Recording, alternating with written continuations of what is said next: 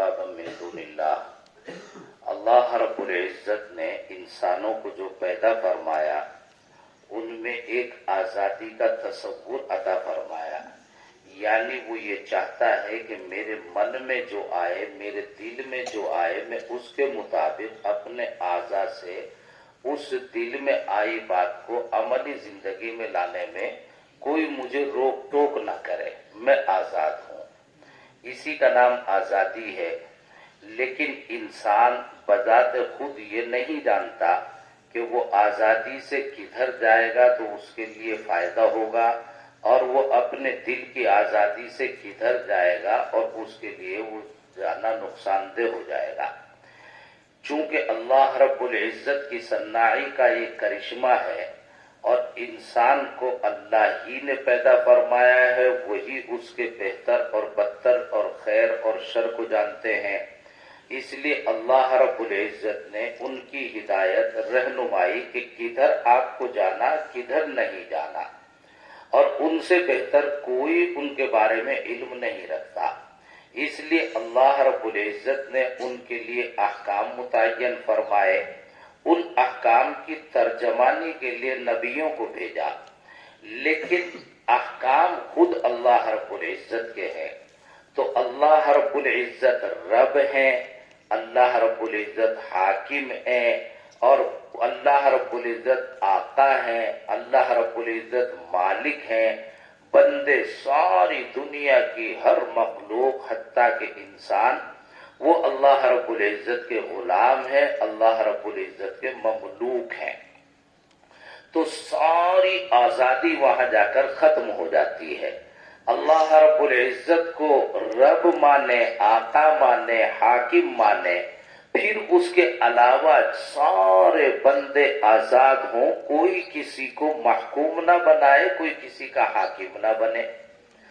محکوم نہ بنائے، حاکم نہ بنے کے معنی یہ ہے کہ غلامی والی زندگی نہ ہو، ورنہ تو ہر بچہ جب پیدا ہوگا وہ کبھی اپنی ماں کو آئیڈیل بنائے گا، کبھی اپنے باپ کو آئیڈیل بنائے گا، پڑھے گا اپنے استادوں کو، اپنے ٹیچرز کو آئیڈیل بنائے گا، کوئی اپنے حکام کو آئیڈیل بنائے گا۔ تو کسی نہ کسی کو آئیڈیل بنا کر وہ جانتا نہیں تو اس کو جاننا ہے، اس کو سیکھنا ہے، یہاں تک کہ آخر میں آئیڈیل جو اصلاً بنائے گا وہ نبی اکرم جناب محمد الرسول اللہ صلی اللہ علیہ وسلم کو بنائے گا۔ لیکن نبی اکرم صلی اللہ علیہ وسلم کو بھی جو آئیڈیل بنائے گا وہ بحیثیت اتباع ہوگا، بحیثیت بندگی نہیں ہوگا۔ یعنی بندگی رسول اکرم صلی اللہ علیہ وسلم کی بھی نہیں ہوگی، بندگی صرف وحدہ لا شریک کی ہوگی، وہ مالک ہوگا۔ پیروی اور اتباع اور اطاعت کے درجے میں نبیوں کو، ولیوں کو، بڑوں کو، ان کو بروئے کار لایا جائے گا، ان کو نمونہ بنایا جائے گا، لیکن بندگی صرف وحدہ لا شریک کی ہوگی۔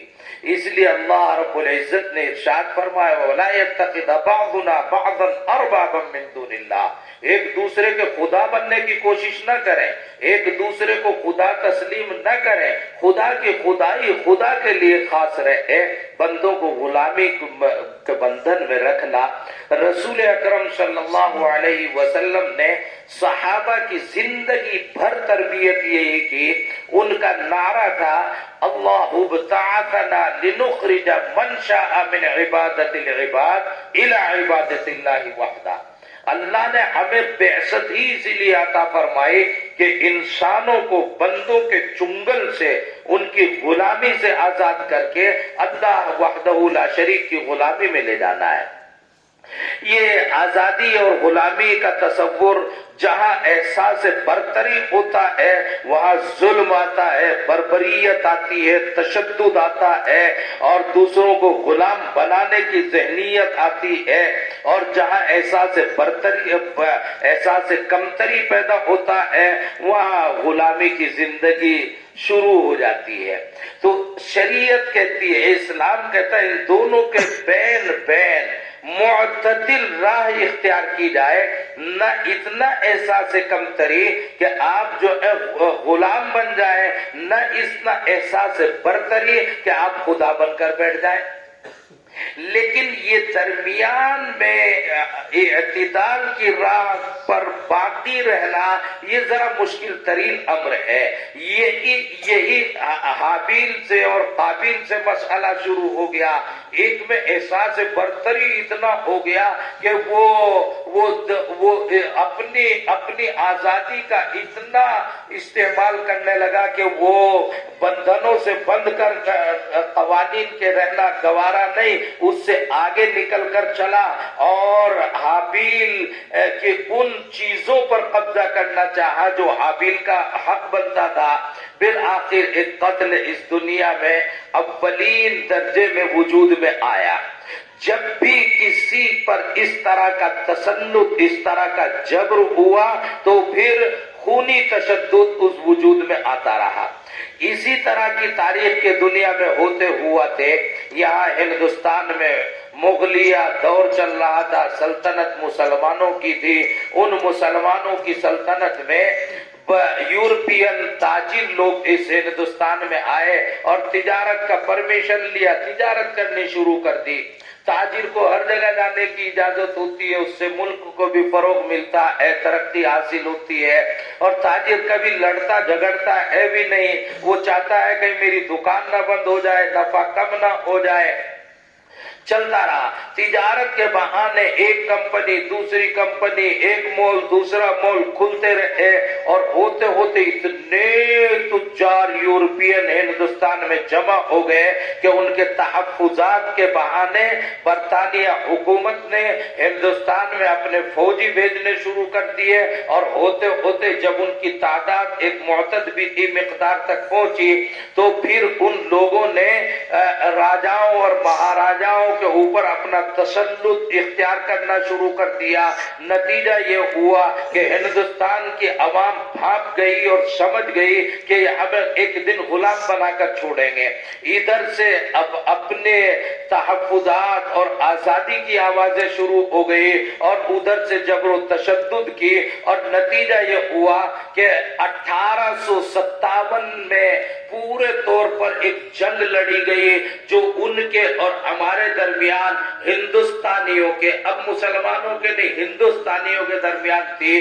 اور وہ جنگ ایسی نہیں کہ گھنٹہ دو گھنٹہ لڑ کر ایک طرف ہو گئے، کچھ ادھر مرے کچھ ادھر مرے، بڑے تقریباً 1.5 سال تک بتسلسل جنگ چلتی رہی، حتیٰ کہ اس کے رد عمل میں 1858 میں ہندوستان حکومت ایکٹ پاس کر دیا گیا اور پورے طور پر قانونی طور پر انگریز کا تسلط ہو گیا، اور برٹش حکومت نے ہندوستان میں اپنا قانون قانونی طور پر نافذ کر دیا، اور بہادر شاہ ظفر کو رنگون کی جیل میں ڈال دیا گیا۔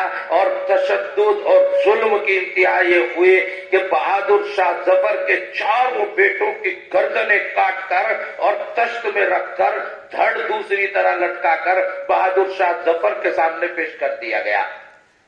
صورتحال عجیب و غریب انداز کی ہوئی۔ یہ تو 17ویں صدی ہجری سے چل ہی رہا تھا۔ جگہ جگہ پر وہ تسلط چاہتے تھے، ہم تحفظ چاہتے تھے، لیکن چونکہ ہندوستان میں پہلے حکومت مسلمانوں کی تھی، جگہ جگہ مناصب، جگہ جگہ جاگیریں، تو ٹکراؤ بھی ان سے ہونا تھا۔ بہادر شاہ ظفر حکومت کا جہاں بھی اس کا تعاون کیا گیا تو برٹش حکومت نے اس کو غدر اور غداری اور دھوکے بازی سے تعبیر کیا، اور جنہوں نے ایسا تعاون کیا وہاں پر ان کو موت کے گھاٹ اتار دیا گیا۔ ان کو طرح طرح کی صعوبتیں، طرح طرح کی جیلیں ان کو نصیب ہوئی۔ بالآخر یہ ہندوستان پر تسلط چلتا رہا اور آزادی کی جنگیں جاری رہی۔ اور 1885 میں پھر انڈین نیشنل کانگریس وجود میں آئی، 1906 میں جو ہے مسلم لیگ وجود میں آئی. یہ تمام صورتحال پھر تقابل ہوتا رہا، لیکن یہ شاملی کی جنگ ہے اور بالکل ابتدا میں حیدر علی، حضرت ٹیپو سلطان شہید وغیرہ کی جنگ سے اس کا آغاز ہوا، اور یہاں شاملی کی جنگ تک جس میں بہت سے علماء کرام شریک ہوئے اور بہت سے اس کے نتیجے میں شہید ہوئے. یہ یہاں تک جنگیں برابر پہ اب یہ پوری صدی گزر رہی ہے، جہاں پر ہندوستان کے لوگوں نے اتنی محنت کی، لیکن زیادہ تر نشانے پر مسلمان آئے.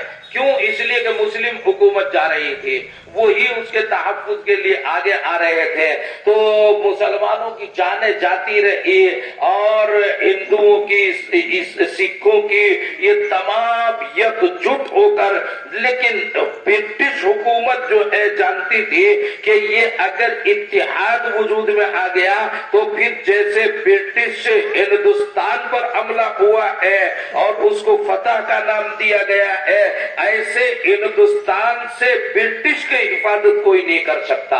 اس لیے اس نے ایک فارمولا اختیار کیا کہ ان میں فرقہ واریت کا زہر کھول دیا جائے اور دو قومی نظریہ وجود میں آ گیا، ہندو الگ ہے اور مسلمان الگ ہے. پھر جو ہے دونوں نے مل کر جو آزادی حاصل کی تھی، وہ آزادی جب تقسیم ہونے لگی تو ہندوستان اور پاکستان کی تقسیم کے مسودے